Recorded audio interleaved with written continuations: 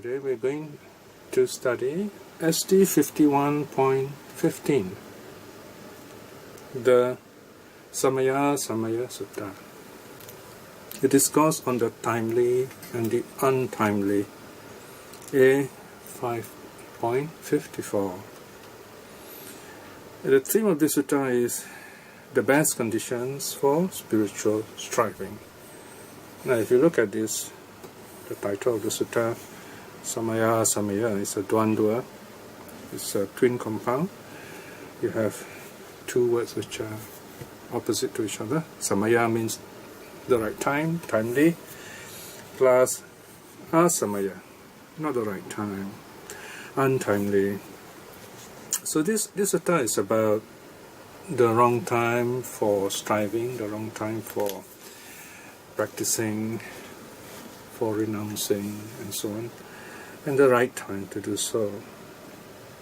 Basically, there are 5 such times. The wrong time to renounce would be old age, when we are sick, when there is a famine, when there is social unrest, and when there is disunity in the Sangha, in the monastic community. And the right time is the opposite. It is when you are young, when you are healthy, when food is plentiful, people are generous, when society is at peace, and when the Sangha is also in unity, in fellowship. Let's look at the sutta itself now.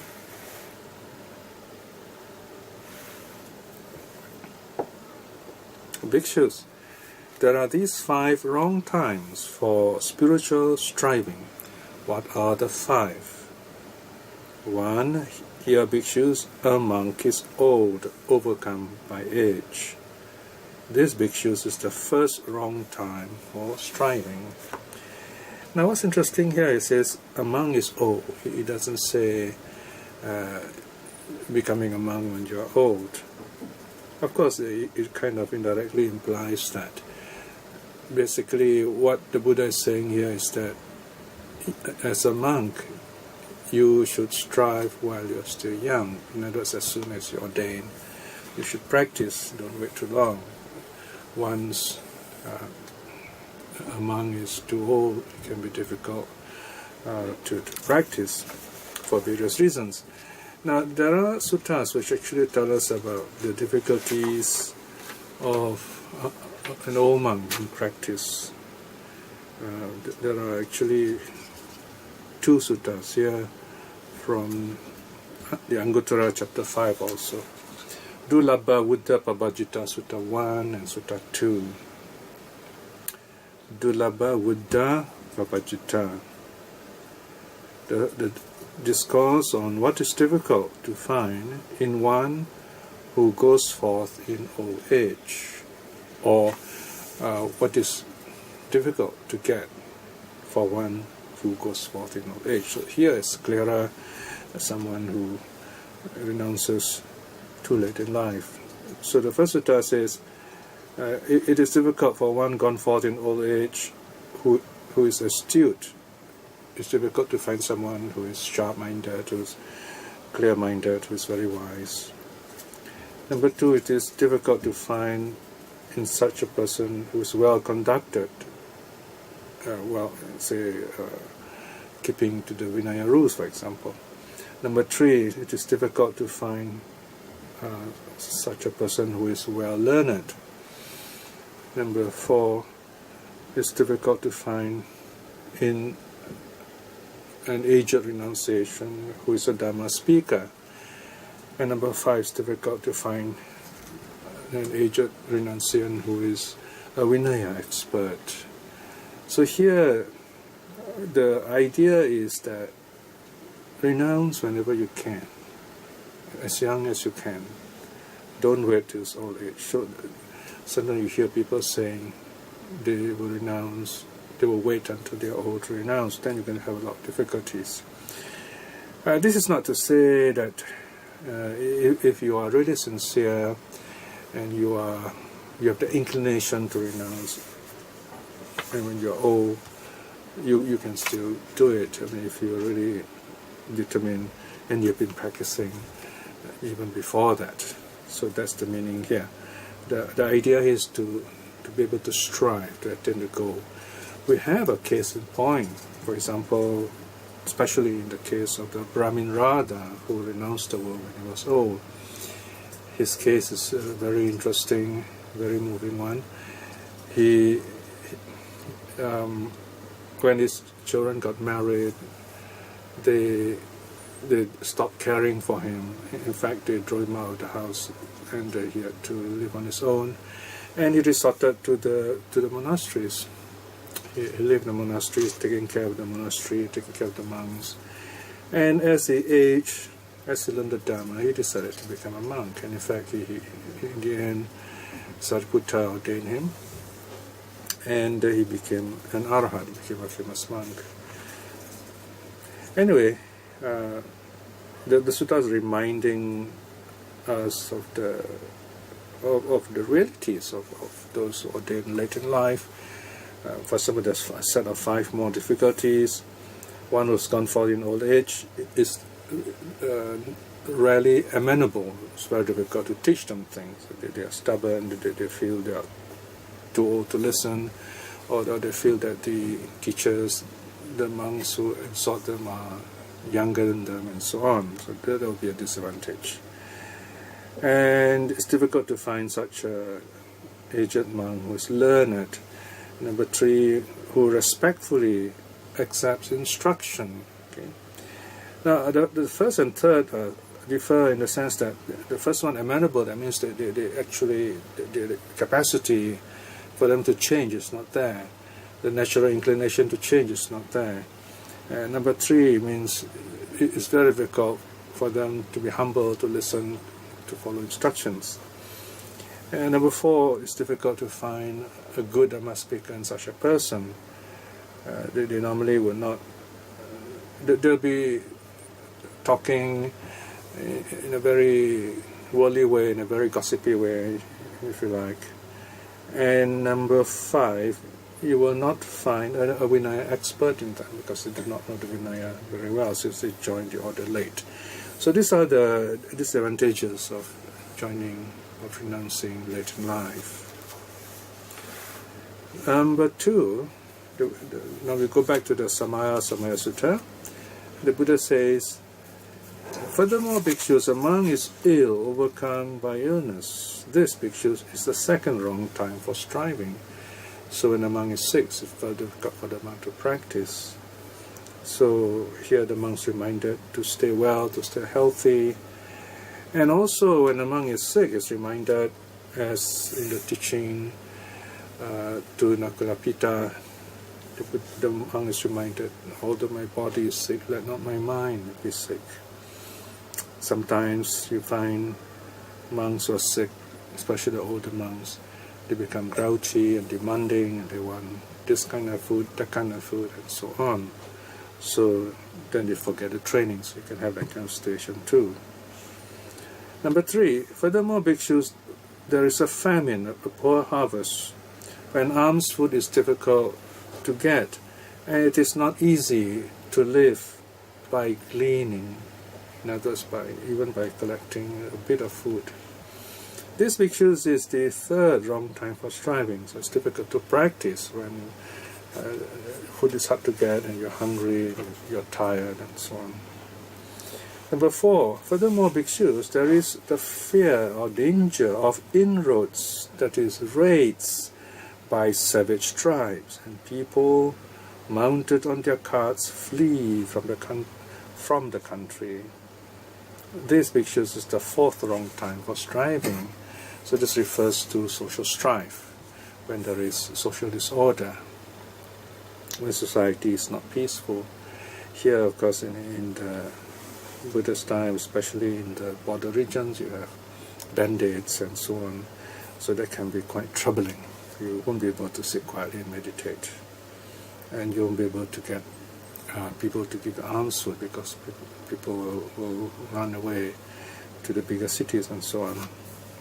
So that's a bad time for practice. And number 5, furthermore, bhikshus, the Sangha is split.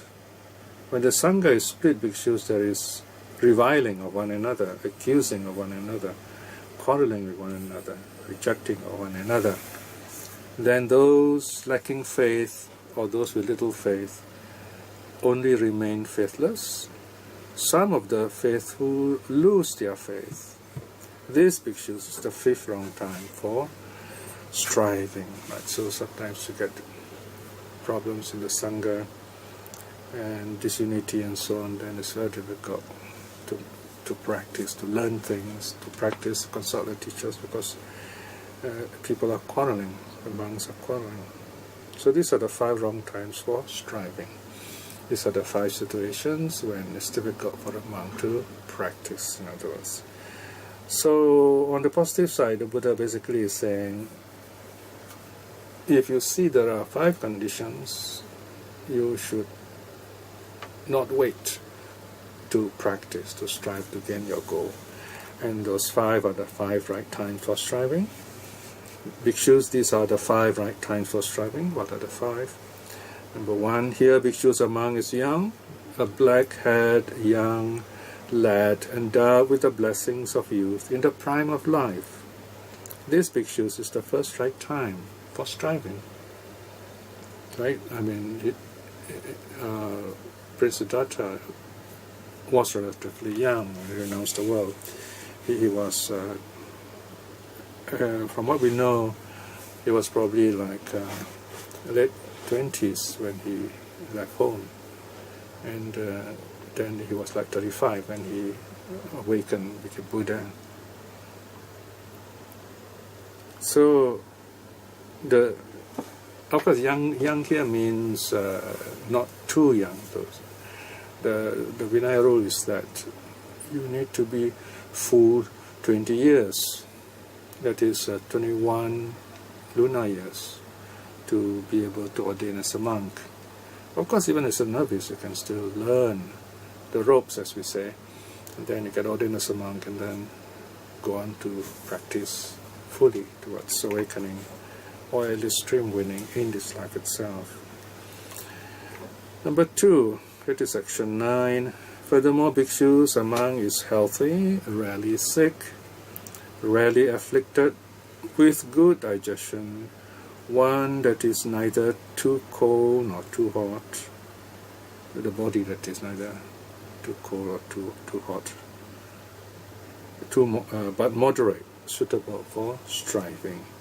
This bhikshus is the 2nd right time for striving, so keeping oneself healthy, not eating too much, and yet having enough food to keep yourself healthy, doing walking meditation, to exercise, things like that.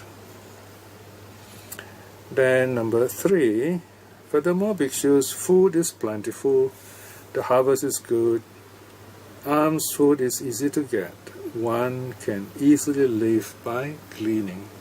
Even just collecting food a little bit is enough for the monk to live on and practice. So that is the 3rd condition.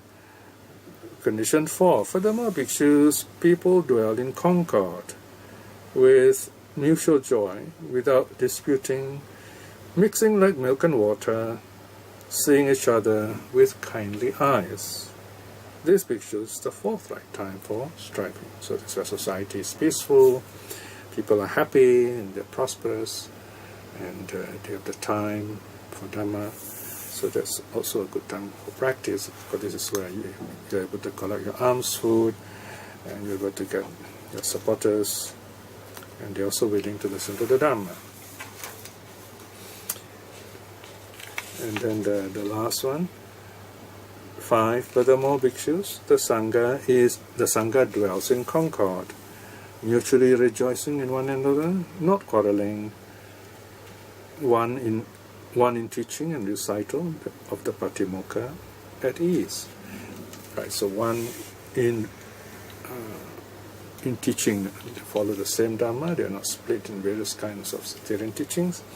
And also one in the recital, they all gather together in one place to listen to them. But recitation of the Patimokkha. When the Sangha is in concord, bhikshus, and not reviling one another, not accusing one another, not quarreling with one another, not rejecting one another, then those lacking faith, those with little faith, gain faith. And the faithful become even more faithful and grow in number. This, bhikshus, is the fifth right time for striving. So when the Sangha is unified in fellowship and they have the right supporters, then that's a good time to practice. So this is the fifth right time for striving, and these bhikshus are the five right time for striving. So there you have five wrong conditions, five right conditions. Of course, not all of us are privileged to have the good karma, to have all the conditions, all these good conditions at the same time, although it's possible. So, if you want to renounce the world, the advice is, do not wait. Once you feel ready, find a good teacher, a good center, and then you practice. And you renounce the world and get the training and practice. And you go on doing this, and at the same time you get to know other monks, you get to know other teachers who are the good ones or better ones and the best. Then as you do that, you find over time, especially ideally you should spend 5 years with a good teacher, a suitable teacher. This is called Nisaya. These 5 years is very important. They ground you, they root you into the life of a monk. You really learn the ropes. You become a monk during these 5 years. Remember, it's not just wearing the robes or shaving the hair that makes you a monk. You have to spend this 5 years. If you do not spend these 5 years, it is almost certain you will not remain a good monk. There are many monks who get ordained and then they think they can go on their own, and many of them Westerners, they come to the East and they become monks. Sometimes they look at the teacher or the monks around them, they realize, oh, they're very simple-minded compared to Western culture, and then they begin to feel they're superior. So once they wear the robe, they say, oh, I'm already a monk, I can do what I like. And then they go away, they become what we can call as ronins, towards monks without teachers. And then, of course, people listen to them, see their robes, and they feel, wow, this is great, people are listening to me, so I know a lot, and so on. But after a while, they find they need a center, they need this, they need that, but people can sense that there's something missing in them, because you can feel the peace and the goodness in a properly trained ordained monk and someone who is not trained like that. If you do not have the Nisaya, you will still have this inner boiling and uncertainty and anger and delusion and so on. All this greed, hate, delusion is still there. And sooner or later, you will leave the order, you will disrobe. So this is one of those things we have to bear in mind very carefully. Do not renege on the 5-year Nisaya if you want to become a good monk. Then after that, if you find that you still need training and there are other good teachers, then you seek permission from your teacher, you just take leave. Normally they wouldn't mind. You say, okay, I'm going to, spend some time with this teacher or that teacher. And then you find your way to this new teacher and you learn some more meditation, some more Dhamma, or even learn Pali maybe. So this is how we grow as a monk. So first 5 years, you are like a recruit, right? You only start teaching maybe at the end of the first 10 years. Of course, if you are good enough, you're very good, you know your Dhamma Vinaya well.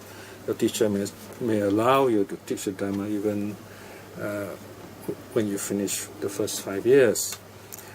Some good teachers will, of course, give you in-training experience even during the first 5 years. As a novice monk, the teacher may just say, okay, why don't you give a talk, let's hear you. So this is part of the training within the monastery. So these are ways in which a good teacher would train monks. So if you become good monks, your progress is there, and you also bring happiness and wisdom to the people. You'll be a blessing. You'll be a great blessing to the many. So please reflect on this teaching, on the right time, on the wrong time and the right time for striving, where the Buddha reminds us to keep up our Dhamma training, especially both as a monk and as a lay person. As a lay person, we of course follow this teaching in keeping with our lay life. Now let us close with a short reflection. We have reflected on the conditions for wrong time when it is difficult to strive, and the time is very good for striving, for practicing the Dhamma. Although these conditions are there, very clear, even when times are difficult, it doesn't mean we do not strive, it's just that we have more difficulties. When there are more difficulties, it means we got to make more effort to strive. If we already have the basic training, we know what to do, then even alone we know what to do, we're able to strive, we're able to gain at least stream winning in this life. Reflecting in this way is very wonderful good karma. By the power of such good karma, may we be blessed with good health, happiness, and the wisdom and courage to aspire to at least stream winning in this life itself. And by this truth, by the power of the three jewels too, may our loved ones be blessed. May they too see the path, come to the path in this life itself. May all those good people who are striving to practice the Dhamma be liberated in this life too. And by the power of the three jewels, may those who are lost, may those who are teaching the wrong things to see the true Dhamma and return to the path and see the true teaching in this life itself. May all beings be well and happy. Sadhu, sadhu, sadhu.